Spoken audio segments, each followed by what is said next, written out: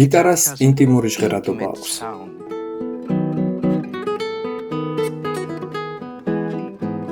გიტარა ის არასოდეს მთავრდება. გიტარა ყოველთვის ის ინსტრუმენტია, რომლის შესახებაც რაღაცას ისწავლი.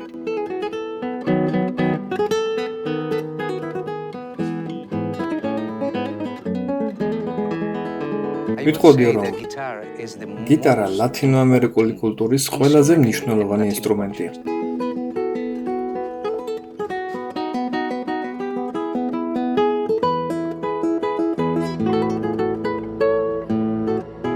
მე როდრიგო როდრიგესი ვარ და ეს ჩემი ისტორიაა. მე დავიბადე კიტოში, ეკვადორში, სამხრეთ ამერიკაში. მუსიკა ჩემი ცხოვრების ძალიან მნიშვნელოვანი ნაწილია. მუსიკალურ გარემოში გავიზარდე. ჩემი ერთ-ერთი ბიძა პროფესიონალი გიტარისტია და 9 წელს რომ ვიყავი. მახსოვს დღე, როდესაც ის ჩემს სახლში გიტარაზე დასაკრავად მოვიდა. მახსოვს ყურს კარზე ვადებდი, რომ ხმა უკეთ აღმექვა. ჩემი ოთახის სიბნელეში ასეთ ლამაზ გიტარას უსმენდი და მაშინვე შემიყვარდა ეს ინსტრუმენტი. იმ ღამეს უკვე ვიცოდი, თუ ვინ უნდა ყოფილიყავი მთელი ცხოვრება, გიტარისტი.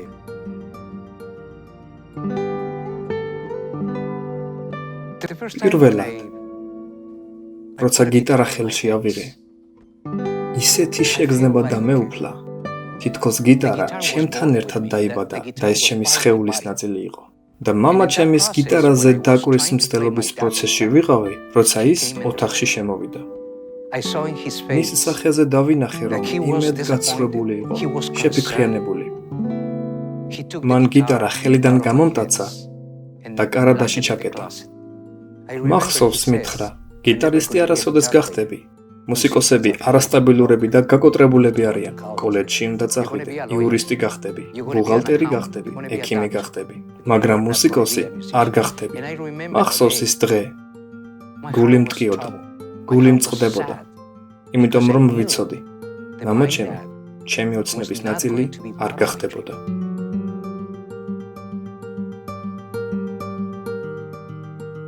გიტარას პატარა ხიდად აღვიქვამდი, არარაობად ყოფნასა და ვიღაცად ყოფნას შორის. ცხოვრებაში გადაწყვეტილებას ვიღებდი. რა უნდა მეკეთებინა ყველაფრის მიუხედავად. ასე რომ, როდესაც არავინ მხედავდა, კარადის გაღების საშუალება მქონდა და საათობით ვარჯიშს ვიწყებდი. შემიძლია ვთქვა, რომ საკუთარი თავის მასწავლებელი თვითონ ვიყავი. შემდეგ სხვადასხვა ადამიანებმა მიმწვიეს ეკვადორში, სხვადასხვა ქალაქებში. ეროვნულ ტელევიზიაში ვუკრავდი. ამან კი სხვადასხვა კარი გამიხსნა. და მახსოვს გულმა როგორი ფანცქალი დაიწყო, როდესაც კოლუმბიაში ფირფიტის ჩასაწერად მიმიწვიეს. 12 წლის ვიყავი, როდესაც ჩემი პირველი ფირფიტა ჩავწერე. ჩემი ოცნება ახდა, ჩემი იდეა რეალური იყო, გავიმხდარიყავი გიტარისტი.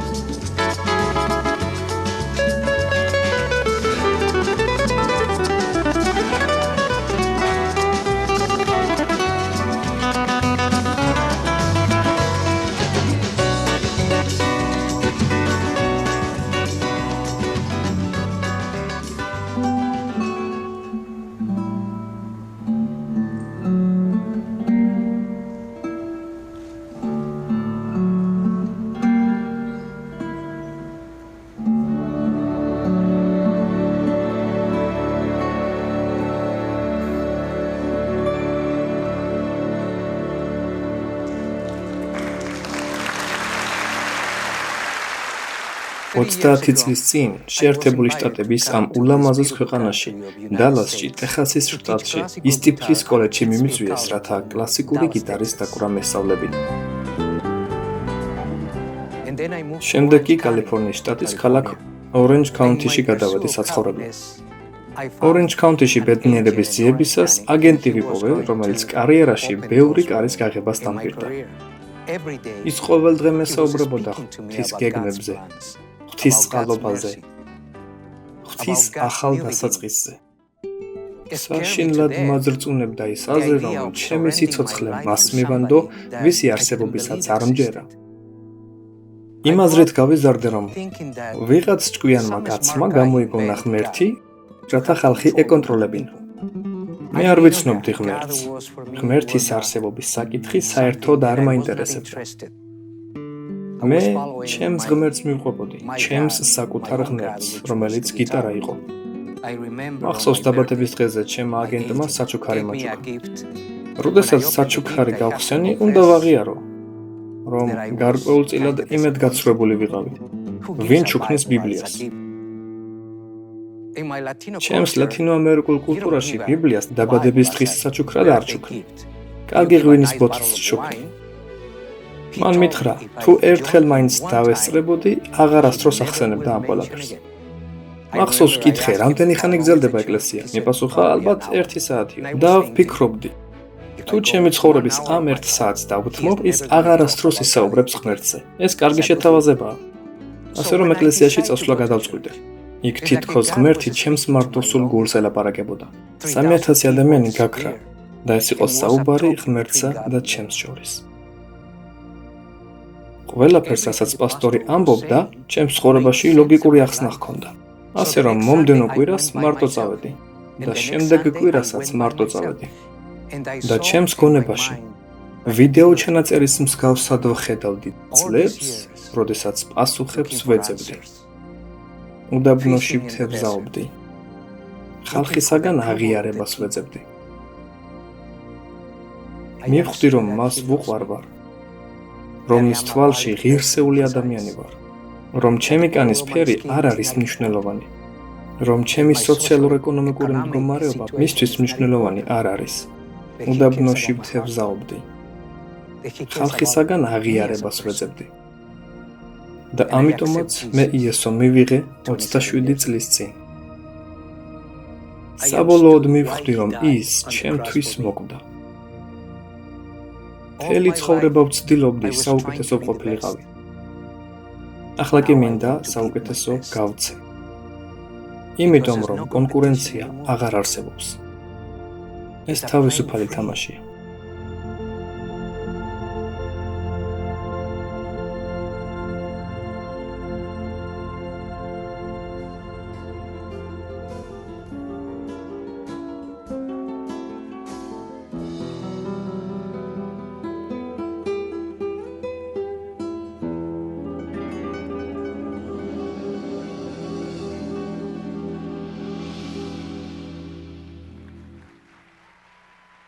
მისი აგენტი ჩემი მეგობარი იყო.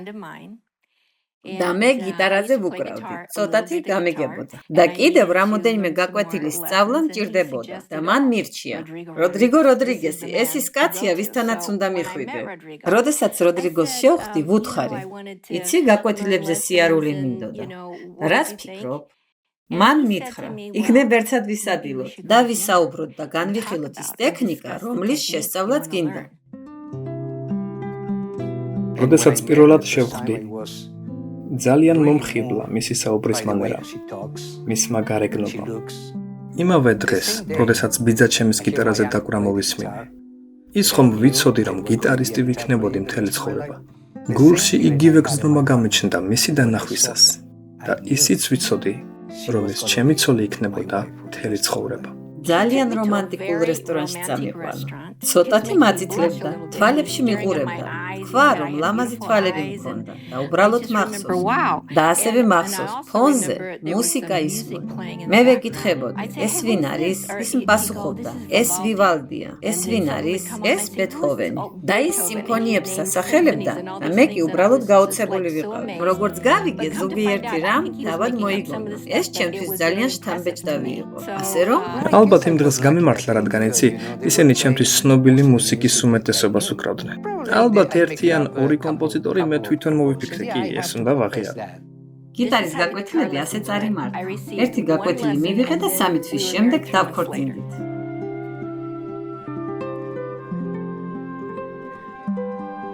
როდესაც დავქორწინდით 27 წლის წინ ცხოვრებაში ჯერ კიდევ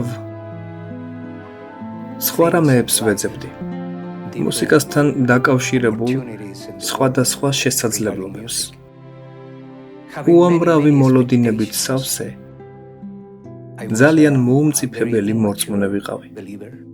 სიმართლე ვიცოდი, მაგრამ ხომ იცით პრობლემა, რომ მე გულის სიღრმეში მრავალი წლის განმავლობაში არ ვიყავი მზად ყველაფერი უფლისთვის მიმეწყლა. ერთ-ერთი ყველაზე საოცარი რამ, რაც ჩემს ცხოვრებაში მოხდა, ის იყო, რომ ღმერთმა ის გამოიყენა ჩემთვის უპირობო სიყვარულის, ნამდვილი სიყვარულის სასწავლებლად. გიყვარდეს, როცა კარგად ხარ, გიყვარდეს, როცა ცუდად ხარ, გიყვარდეს, როცა მდიდარი ხარ, გიყვარდეს, როცა ღარიბი ხარ. მგონია, რომ დავალების შესრულება დაგვეკისრა. პირველი დავალება ერთმანეთის სიყვარული და მეორე დავალება ისაა, რომ არსებობს უბრალოდ ბუნებრივ სიყვარულზე რაღაც უფრო აღმატებული. არსებობს ზებრუნებრივი სიყვარული, რომ არსებობს ღვთიური სიყვარული, რომელიც ჩვენს ბუნებრივ სიყვარულს აღემატება და რომლის შესახებაც წმინდა ხალხმა იცოდეს და რა თქმა უნდა, ეს არის უფალი იესო. იცით, ბევრ აუდიტორიაში, ბევრ საკონცერტო დარბაზში, ბევრ ყველა ადგილას ვიჯექი როდრიგოსთან ერთად. იქნება ეს პატარა მაყურებლის წინაშე თუ დიდი მაყურებლის წინაშე. და ყოველთვის, როცა უკრავს, გრძნობ, რომ ხალხი უბრალოდ შეიგრძნობს, როგორ უკრავს ის გიტარაზე. და ნაწილობრივ ეს იმიტომ, რომ ის მთელი გულით უკრავს. ყოველდღიურად, როცა ვდგებით, ასე ვაკეთებთ. ყავა უნდა დავიოთ. კარგი ფინჯანი ყავა გვეხმარება ღმერთის უკეთ მოსმენაში. ყავას ვსვამთ. ის ამაზე ხუმრობს. ნუ არა, არ ვიცი ძვირფასო, მაგრამ ყავას ვსვამთ. შემდეგ უბრალოდ ვამბობთ. რას აკეთებს უფალი? სად უნდა წავიდეთ? ვის შეხებას ცდილობს? ნუ მე იქ მივდივარ, სადაც უფალი გამაგზავნეს. მზად ვარ. მიყვარს მსახურებაში ყოფნა. მიყვარს მუსიკის საშუალებით სახარების გაზიარება და ხალხისთვის იმის თქმა, რომ ღმერთი საოცარი ღმერთია. რომ ღმერთი აღორძინების, ახალი დასაწყისის ღმერთია, რომ მისი სიყვარული მარადიულია. ამიტომ მზად ვარ წასასვლელად.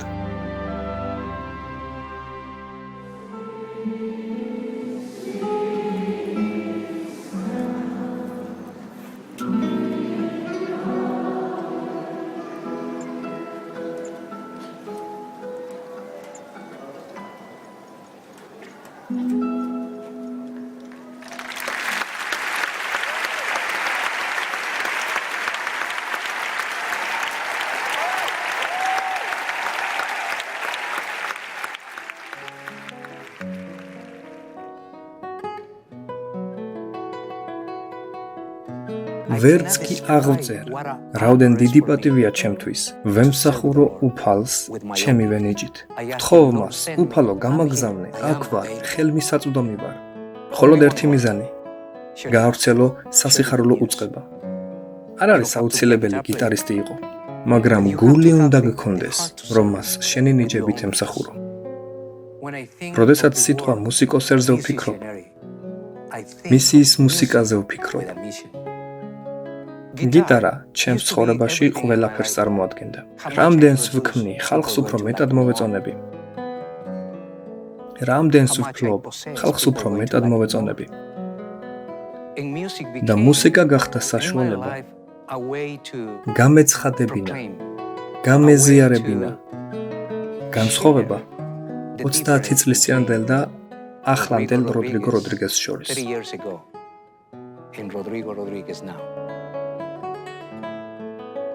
იესომ სამუდამოდ შეცვალა ჩემი ცხოვრება. მე აღარასდროს ვიქნები იგივე. თუ რაიმე უწყება მექნებოდა ჩემი ახალგაზრდა მესთვის, ვეტყოდი. ხედავ, ღმერთმა მოგცა მუსიკის საოცარი ნიჭი, რადგან იცოდა, რომ ერთ დღესაც შენ მას დაუბრუნებდი.